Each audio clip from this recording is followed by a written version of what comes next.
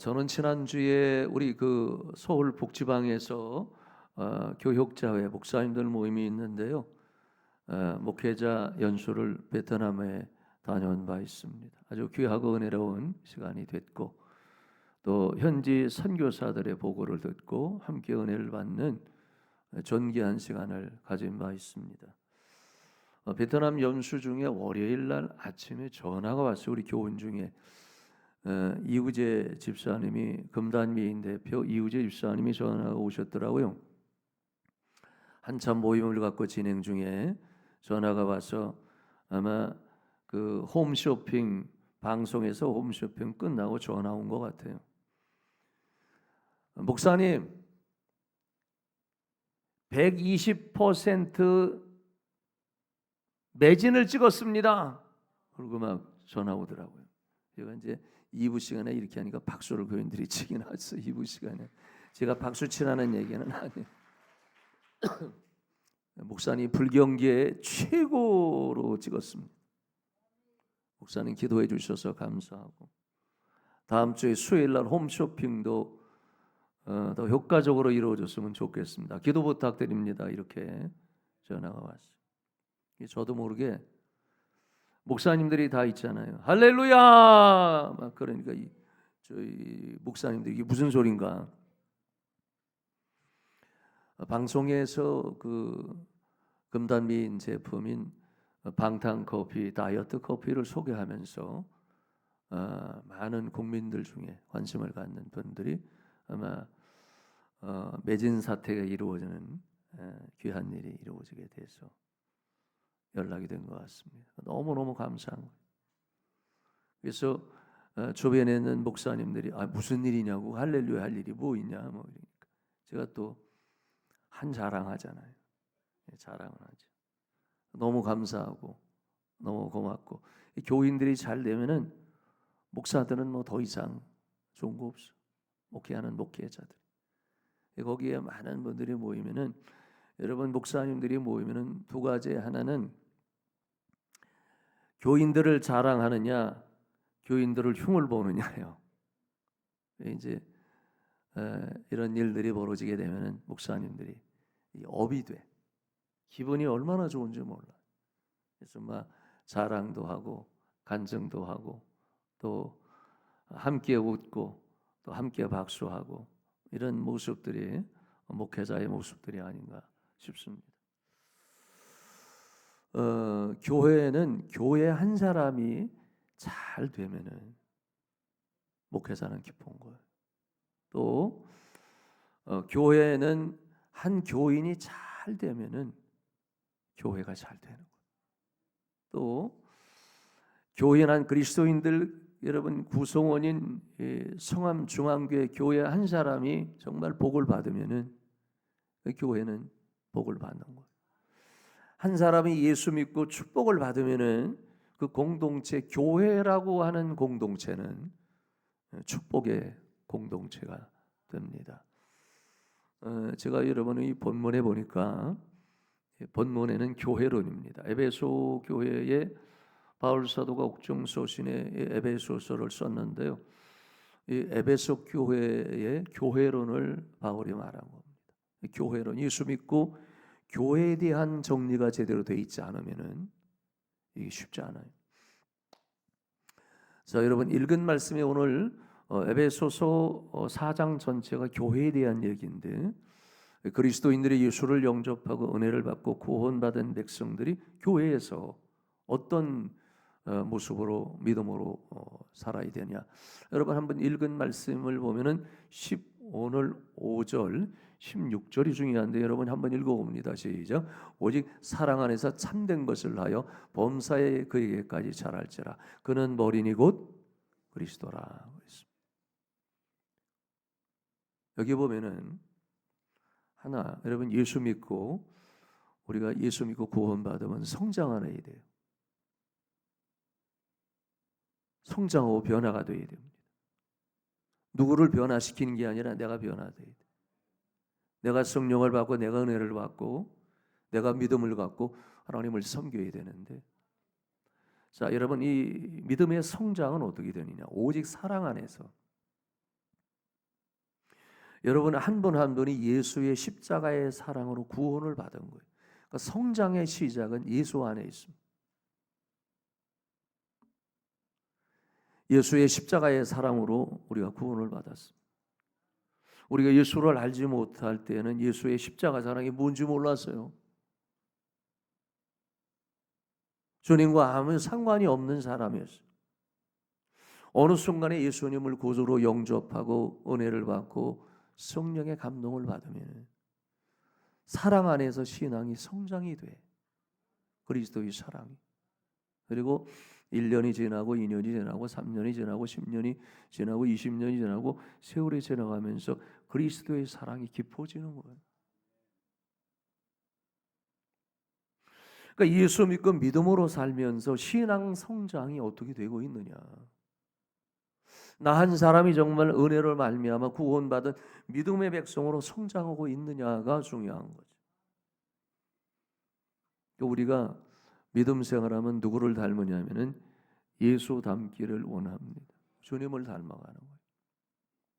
그러니까 사랑 안에서 여러분이 유아기가 있고, 그다음에 청소년기가 있고, 그다음에 청년기가 있고, 그다음에 장년기가 노년기가 있듯이 신앙은 점점 성장해야 돼. 예수의 십자가의 사랑으로 성장하는 겁니다. 그러니까 여러분 내가 은혜를 받으면은, 내가 성령을 받고 내가 성장하면은 교회는 성장하게 돼 있습니다.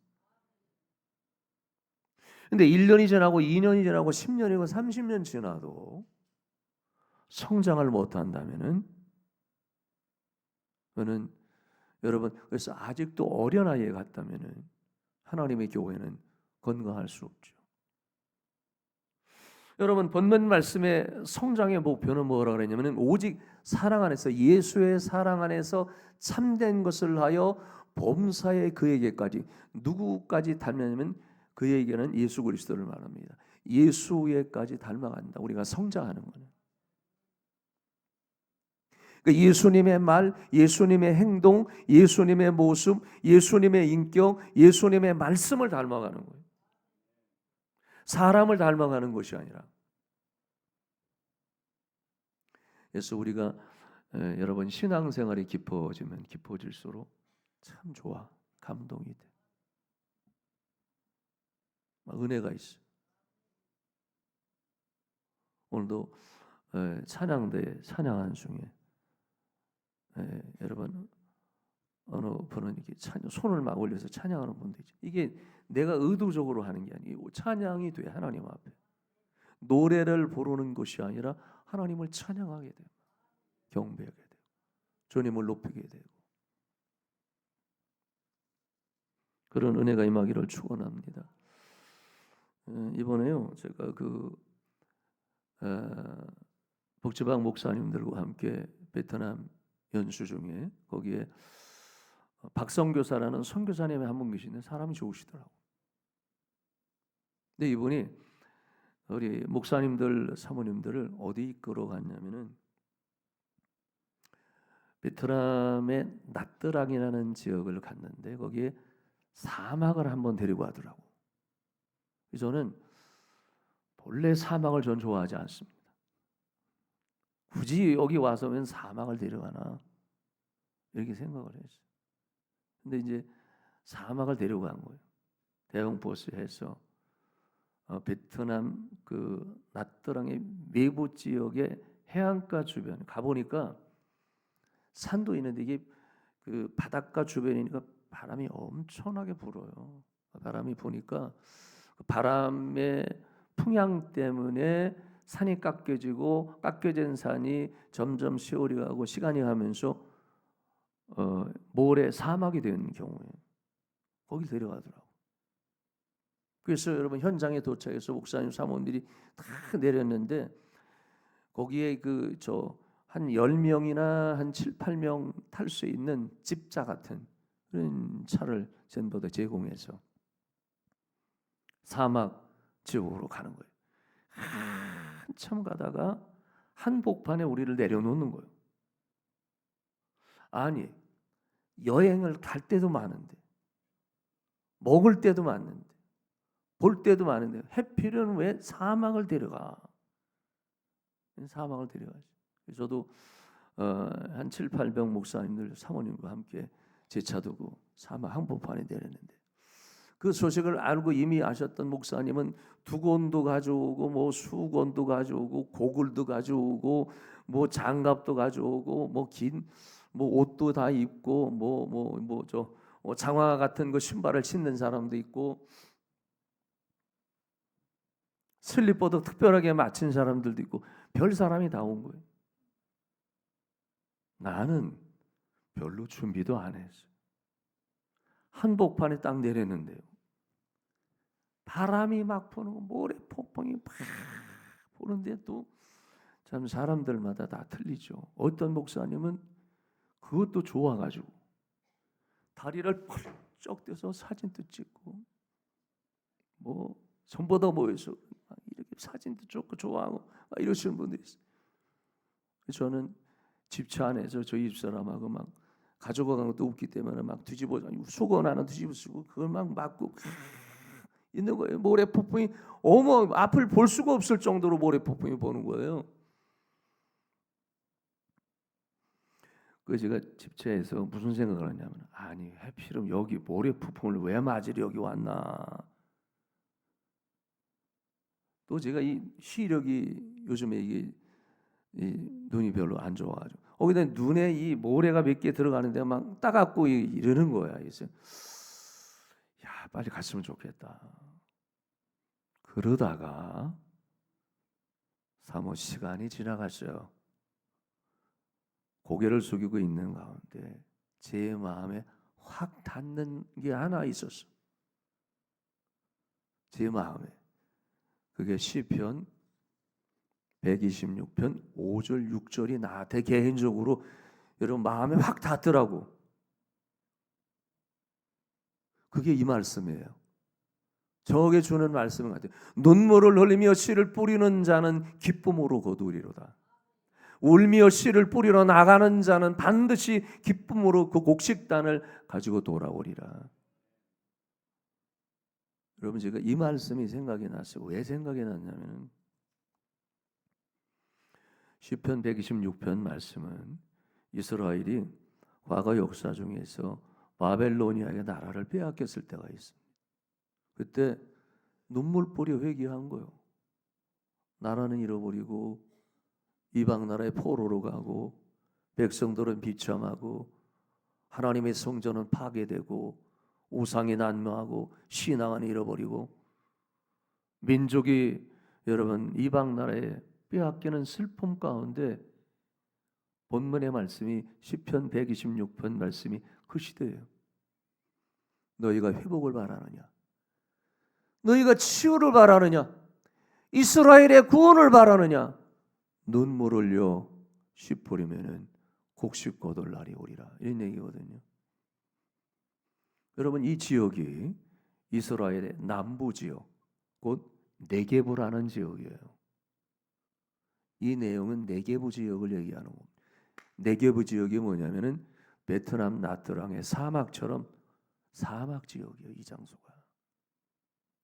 그러니까 여러분 유대인들이 여기서 이제 네게브라는 지역은 농사짓는 농사꾼들이 씨를 가지고 씨를 뿌리기 위해서는 옥토화 아니에요. 모래폭풍 지역이에요. 모래사막 지역입니다. 근데 놀라운 거는 제가 이번에 이 나트랑에 가보니까 그 사막 지역에 간간히 보이는 오아시스 같은 데가 있어요. 거기는 나무도 있고 거기는 약간의 풀도 있고 어떤 유실수도 있어 보여요. 유대인들이 이제 나라 빼앗겨서 비참하고 먹을 것도 없는데 씨를 가지고 네게브라는 여러분 사막 지역을 가면서 농사꾼들이 먹고 살기 위해서 씨를 뿌리러 나가는 거예요. 그러면은 그 네게브라는 사막 지역은 모래 폭풍이 불고 여러분 이 바람이 불고 여러분 이러는 거예요. 그러면은 농사꾼들이 이게 모래가 눈에 들어가는 거예요. 눈에 들어가는 거예요. 눈물이 나오는 거예요. 눈물이 나오지만 여기 말씀한 것처럼 눈물을 흘리며 씨를, 그래도 그 모래폭풍 때문에 눈물을 흘려도 농사꾼들이 가라, 씨를 뿌려라, 반드시 뿌리면은 기쁨으로 거둘 날은 온다. 또 하나 6절에 보니까 울며, 여러분 모래폭풍 때문에 눈물이 얼마나 여러분 눈알을 자극시킬 거예요. 얼마나 고통스럽겠어요. 자연적으로 눈물이 나올 수밖에 없는 거예요. 근데 울며 씨를 뿌리러 나가지만은 반드시 씨만 뿌리기만 하면은 기쁨으로 곡식의 단을 가지고 집으로 돌아올 날이 온다.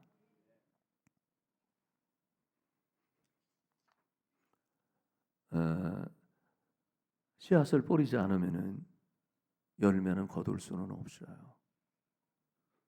비록 눈물의 씨앗이지만 여러분, 이 눈에 들어오는 모래 폭풍과 먼지가 눈을 얼마나 자극시키고 힘들게 하겠습니까? 고통을 말하는. 사람은 고통이 없으면 성장할 수 없어요. 예수의 사랑은 달달한 게 아니에요. 나를 위해서 죽은 십자가의 거룩한 아픔입니다. 자신과의 싸우는 거예요. 모래 폭풍. 시당한 싸움에 나와의 싸움. 끝없이 싸움. 이 신앙의 싸움을 눈물로 싸우는 사람은 이겨냅니다. 주님의 눈물이 있어야 성장할 수가 있어요. 아픔이 있어야 열매를 거둘 수 있습니다.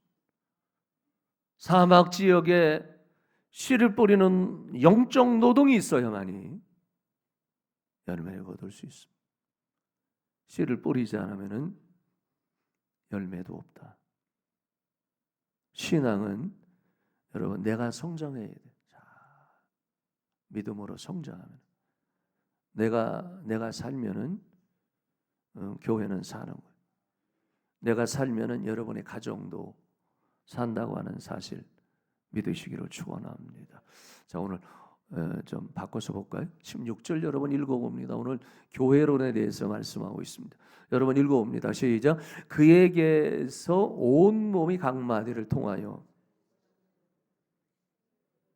도움을 받음으로, 그 다음에 연결되고 또 결합되어 각 지체의 분량대로 역사하여, 계속해서 그 몸을 자라게 하며 사랑 안에서 스스로 세우느니라.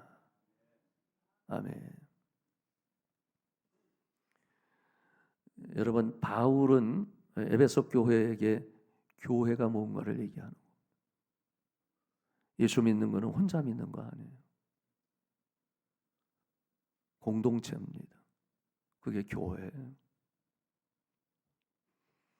아무리 잘 타는 장작이라 할지라도 여러분이 장작을 다 모여서 불을 피우면은 잘 타잖아요. 그 화력은 어마어마해요. 근데 아무리 잘 타는 장작이라 하더라도 하나 떼놓으면 꺼져요. 연합된 불이 교회입니다. 자, 이 말씀을 보면요, 기가 막혀요. 여기 보니까 뭐라고 말씀했냐면은 각 마디를 통하여, 교회라고 하는 그에게서 온 몸이 예수의 몸 안에서 각 마디를 통한다. 우리는 여러분, 교회는 주인이 예수님이에요. 따라합니다. 교회의 주인은 예수님이시다. 이걸 명심하셔야 돼요.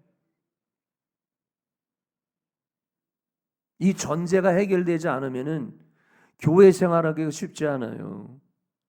그에게서 온 몸이, 여러분 예수님의 머리예요. 오늘 본문에 있지만 거기에 큰 몸이 마디마디를 통해서 도움을 받고 연결되고 결합됐다. 이 말씀을 보면은 여러분, 교회는 한 사람 한 사람이 다 연결된 거예요. 예수 믿고 구원받은 사람들이 구원의 공동체, 그리고 에클레시아다. 네? 여러분, 세상에서 부른 공동체다. 자, 저 보세요. 교회는 사회적 공동체가 아니라 CU 공동체가 아니에요. 영리 목적의 공동체가 아니에요. 수직적 공동체가 아닙니다. 예수 공동체예요. 예수님이 주인이에요. 근데 예수님이 머리 대신 예수님이 각 지체를 붙들고 있는 거예요. 그게 교회입니다. 나는 지체고. 근데 이 말씀을 보면은 각 마디를 통하여 도움도 받고 연결도 되고 결합되고, 여러분 도움 없이는 살 수가 없어요. 교회는 개인 플레이가 아니에요. 독단적인 플레이가 아닙니다. 제가요, 축구를 어마어마하게 좋아해요. 여러분이 아시는 것처럼 운동을 다 좋아하는데 축구는 특별히 좋아해요. 그래서 제가 축구를 주중간에 국가대항을 해서 축구를 지면은 일주일 내내 실망스러워. 근데 축구를 이기면은 주일이 신바람이 나. 그렇게 축구를 나는 좋아해.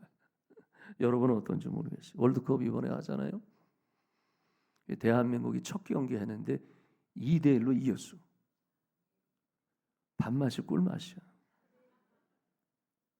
얼마나 기분이지. 여러분 체코라는 팀하고 첫 경기에서 우리가 2대1로 이겼는데, 여러분 체코라는 나라를 우습게 보면 안 돼. 유럽 한복판에 2000년대 초면에도 피파 랭킹가 2위에 2위. 세계 2위. 그리고 유럽 리그에서는 1등도 여러 번 했던 나라예요. 우리나라하고는 게임이 안 돼. 근데 이런 최고의 나라를 우리나라가 2대1로 이긴 거예요. 참, 권사님하고 나하고 코드가 잘 맞네요. 근데 여러분 축구는 라인업이에요. 무슨 얘기냐면은 이 선수들의 면면을 파악하고 어느 위치에 어떻게 서느냐가 중요한 거예요. 그죠? 그러니까 포워드인 공격 선수를 두고 하느냐, 중간에 있는 미드필더 선수를 두고 해서 허리를 보완하느냐, 수비에서 디펜스의 방어를 어떻게 하느냐에 따라서 축구는 이길 수도 있고 질 수도 있어요.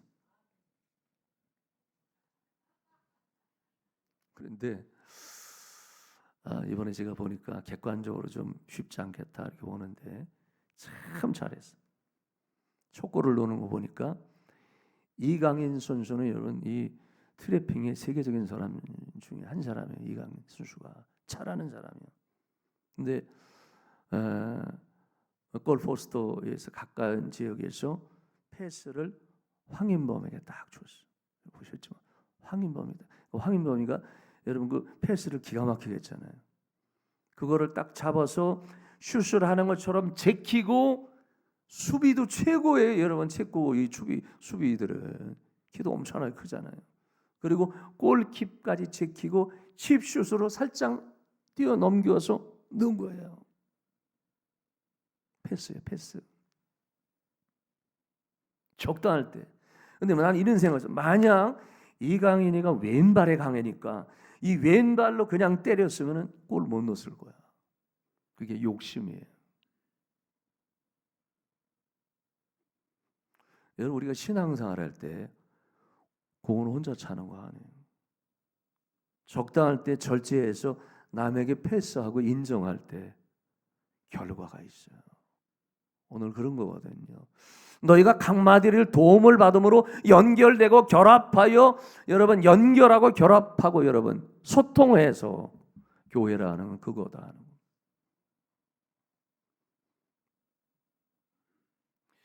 황인범이라는 선수 같은 경우는 참 이번에 엄청나게 뜬 선수인데 어마어마한 선수예요. 키도 적지 않은데.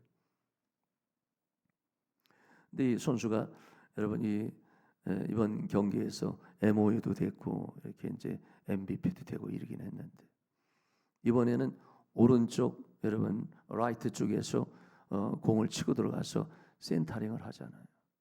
네? 황인범이가 센터링을 딱 해서, 그다음에 오연규 선수는 이 피지컬이 대단하잖아요. 수비수보다 더 빨리 들어가. 그거를 이미 황인범이는 아는 거예요. 이 공을 앞으로 치면은 오연기가 이 수비를 제쳐놓고 올 거를 알고 때문에 뛰어오는 거야. 정확하게 여러분 맞아 떨어져서 골링을 한 거예요. 참 기가 막힌 거지. 사람은 타이밍이에요. 만약에 거기서 황인범이가 욕심을 갖고 다시 한번 제끼고 또 제꼈다면은 꼴이 나올 수가 없어. 그걸 욕심이라 그러는. 사람은 적절할 때 다 잘하는 거 아니거든요. 나 혼자 다 잘할 수가 없어요. 드리블 내가 나 혼자 할 수 없는 거거든요. 내가 다 여러분 MVP 받을 수가 없는 거거든요. 교회에서는 내가 튀는 거 아니거든요. 그게 오늘 바울 사도가 말하는 연결하고 연합하라고 하는 겁니다.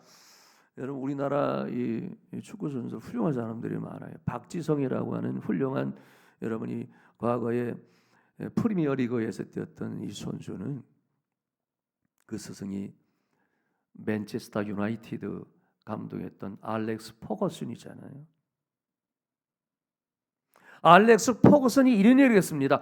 경기의 99%는 선수들이 만드는 것이고 1%는 감독이 만드는 것이다. 그러나 1%가 없이는 100%가 될 수가 없다. 이게 연합이에요. 연합. 그게 교회입니다. 교회는 1%로 성산하는 거 아니에요. 예수의 공동체이기 때문에. 혼자 하는 운동 아니에요. 혼자 하는 신앙생활 아니에요. 그래서 바울은 에베소 교회 교인들에게 예수 믿고 믿음으로 성장하는 것이 뭐냐? 혼자 여러분 그리스도의 장성한 분량에까지 이를 수가 없어요. 여러분 어떻게 사람이 신이 아닌 이상 우리 그리스도의 장성한 분량에 이를 수 있겠습니까? 안 되는 거예요. 연합이에요, 연합. 내가 연약한 거 있으면은 내가 주신 하나님의 달란트가 있어요. 적당히 패스도 하고 또 찬스가 나면은 내가 골을 넣으면 되고. 이게 교회라고 하는 사실 여러분 기억하시기 바랍니다. 자, 오늘 본문에 보니까 이런 얘기했습니다. 제가 이 얘기 굉장히 은혜로운 얘기인데요. 여러분 보세요. 한번 화면에 그에게서 온몸이 각 마디를 통하여 도움을 받고 연결되고 결합한다 그랬잖아요. 그 다음에 각 지체의 분량대로 역사한다 그랬습니다. 각 지체의 분량. 지체라고 하는 건 우리가 팔다리가 있잖아요. 손가락이 있고 발가락이 있잖아요. 이 지체를 말하는. 지체의 분량대로 역사한다. 여러분 가만히 보면 교회라고 하는 사람은 예수 영접하고 은혜를 받으면은 모두가 은사가 있고 은혜가 있고 달란트가 있고 재능이 있어요. 분량대로 역사하라. 하나님이 나에게 주신 은사대로 역사하라. 말씀하고 있습니다. 근데요, 한국 교회가 많이 망가졌습니다. 교회론이 망가져서 적어도 지금 우리가 살고 있는 이 한국, 대한민국 한국 교회는 가나안 신자가 300만 명이 넘잖아요. 떠다니는 거예요. 교회론이 뭔지 모르게 망가진 거예요. 사회가 망가지고 교인들이 망가지고 비성경적으로 여러분 교회 공동체가 되는 거죠.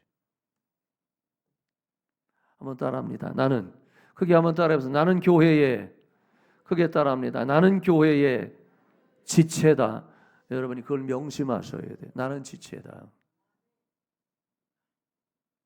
그러니까 여러분 교회에서 비교할 거 없어요. 누구는 뭐 하다, 누구는 뭐 잘한다, 누구는 뭐 한다, 누구는 봉사 많이 한다, 누구는 뭐 헌금 많이 한다, 누구는 뭐 한다. 이게 아니라 내 분량대로 역사하는 거예요. 하나님이 나에게 주신 은사가 있거든요. 하나님이 나에게 주신 역사가 있거든요. 하나님이 나에게 주신 십자가의 감격이 있거든요.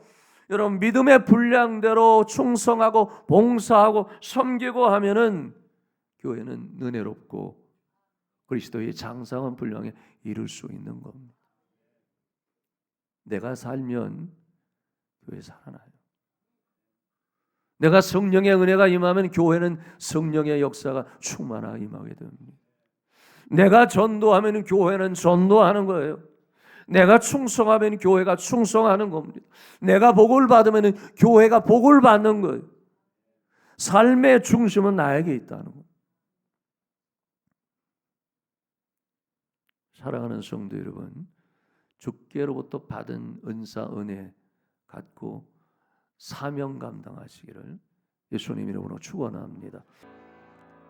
지금은 우리 주 예수 그리스도의 은혜와 하나님 아버지의 무한하신 사랑하심과 성령의 감화감동 교통 충만한 역사하심이 내가 살아야지 교회가 산다는 진리를 깨닫게 해주시고 주신 사명을 감당하겠습니다. 믿고 나가는 모든 주의 백성들 위에와 가정과 생업 자녀들 위에 그리고 한국 교회 위에 이 나라의 민족 위에 영원히 함께 하시기를 간절히 축원하옵나이다. 아멘.